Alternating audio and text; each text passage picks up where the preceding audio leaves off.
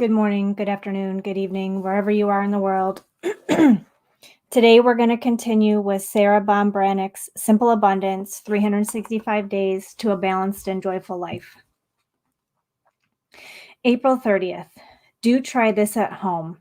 Water supplies.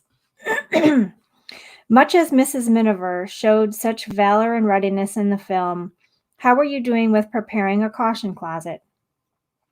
Sometimes, when we really want to do something, real life gets tangled up in the loose threads of work, home, and routine. And to tell the truth, even the idea of stocking just in case provisions can make you anxious. It took me at least a year to get this done, and then I moved and had to redo it. So I'm with you, and I completely understand the power of procrastination. How's this? All we're doing is reorganizing a closet. So if we need a flashlight, we know where to find it with the batteries. And here's something we can add to our closets that's worth its weight in gold: water, the magical elixir of life.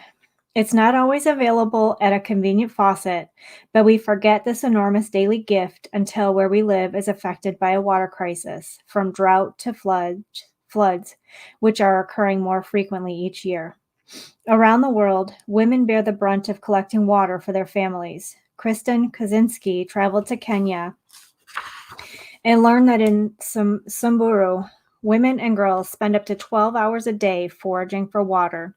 Seeking to empower women, Kristen founded the Samburu Project, which has drilled 100 local wells, bringing water to more than 100,000 families.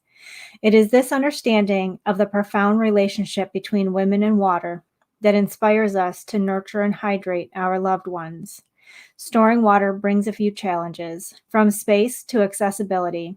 Emergency preparedness organizations recommend 1 gallon per person per day, and the emergency recommendation is at least enough for 3 days. There is an online site, beprepared.com, that is a commercial outfitter for both water and food, where you can see the different size water containers, as well as tablets to keep water fresh. Amazon also sells water purification tablets. We simply don't know what the conditions will be like, so let's increase the water supply for each person with another 5-gallon container, or as much as you can do. If we're doing it, let's do it right. You can store some water in the trunk of your car, but you need to be aware of the temperature where you live. Plastic bottles can release chemicals in extreme heat, and water will freeze in cold climates. Storing water bottles or cans in a cooler in the trunk of your car will help protect them from changes in temperature. Water also comes packed in boxes, like juice boxes, which don't have any chemicals. While not always available in stores, online purchases make this a worry-free addition to your caution closet. A tip from 2 hikers who were lost for 5 days on a one-day trip. They survived using a life straw water purifier stick, which filtered out toxins and parasites from a stream. These are available online from Amazon and outdoor websites and are affordable necessities to slip into backpacks now, especially if you're an outdoor weekend adventurer.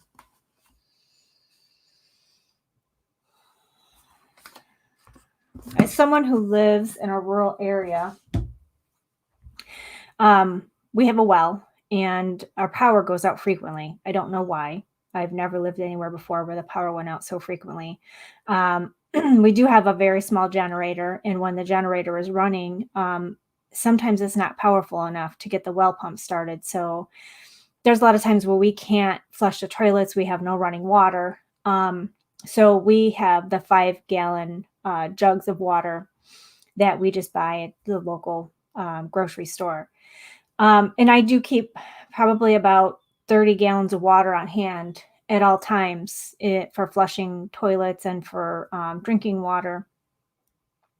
But I can tell you from experience that if you don't rotate them out, the thin plastic will wear away and eventually will leak. So if you are storing water, make sure you're rotating it out. And the same with food, just rotate it out frequently. The packaging that you do or that you buy will tell you how often it needs to be rotated out. So don't store so much food that you can't get through it if you need to, like it's coming up on expiration and you need to go through it before you can replenish it with something else. but you want to make sure that you have enough in case of any eventuality. So until tomorrow, I hope you have an amazing and blessed day.